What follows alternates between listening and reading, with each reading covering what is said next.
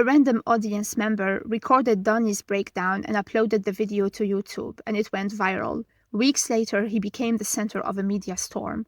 Martha stopped emailing, and Donnie got many work opportunities like podcasts, radio shows, bigger gigs with better crowds. His career sprung into surprise and action. Donnie was glad it happened, as his abuser knew that he failed to break him. For a while, he was happy, but eventually Martha called him and threatened to tell his parents about Darian's abuse. Donnie unplugged from her for a few days and got to his parents before she did. When he paid them a visit, he confessed that he wasn't straight anymore, that maybe he was bi, but still didn't know. He tearfully told them he needed their support to go on his journey. He confessed that he was raped but didn't tell them because he was embarrassed and didn't want them to think less of him. His dad told him that he grew up in the Catholic Church, and the same thing happened to him as well. His parents cried as they hugged him. Donnie slept well and woke up to a new dawn as he felt lighter.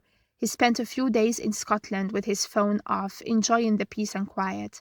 A few days later, he boarded the train back down and found several voicemail messages from Martha. He went to the police station, and the officer advised him off the record to keep his number and wait for Martha to say something that they can use to expedite the case. Over the next few months, Donnie listened to Martha's voicemails in order to mark down moments where she said something threatening. He started to download them and categorize them. He became obsessed as he ignored work calls, cancelled gigs, and interviews. He found himself relating to her all over again, as they both had insecurities in common and fears for the future. Her voicemails distracted him from the things he lost. He saw as Terry moved on with a new guy. Donnie admitted that he held off reporting her out of empathy or fascination, as he wanted to keep her in his life.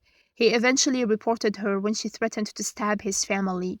Martha was arrested the next day and charged with 3 counts of stalking and harassment. He went to her plea hearing, where she pleaded guilty. She cried, saying, "My little reindeer." She looked at Donnie before she was taken away. It was the last time Donnie ever set eyes on her. Martha was sentenced to 9 months in prison with a 5-year restraining order. Donnie deleted the police timeline of events and wrote that he felt sorry for her. Keely paid him a visit as she was concerned about him. He barely left his room. On the wall, she saw Martha's stuff as he was trying to make sense of the situation. Donnie split Martha's voicemails into folders, capturing her different emotions, and he hadn't listened to a ton of them. He told Keely that he'd given up on comedy as he realized that it wasn't for him. Keely wanted him to move back to her mom's place in order to sort himself out a bit. She admitted that his video really upset her, then hugged him. Liz welcomed him home and said that she left him a little something in the cupboard. He retrieved her late son's yellow jacket, as well as the script he wrote for Darian with his notes. Donnie went to see him and they chatted. Darian saw his video and thought it was brave. He invited him to come back and work with him on a rebooted Cottonmouth, but promised it wouldn't be like last time. Donnie accepted the offer, then left. Outside, he started breathing heavily.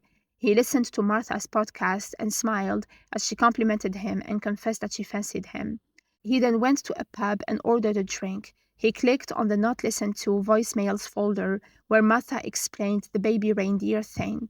She had a cuddly toy when she was young. It went with her everywhere. She still had it to this day, and it was the only good thing about her childhood. She'd hug it when they fought, and they fought a lot. Donnie was the spit of that reindeer, with the same nose and eyes, and the reindeer meant so much to her. She cried as she said that Donnie meant so much to her. Donnie started crying, and the bartender checked up on him. Donnie realized that he left his wallet home, so the guy offered him the drink for free.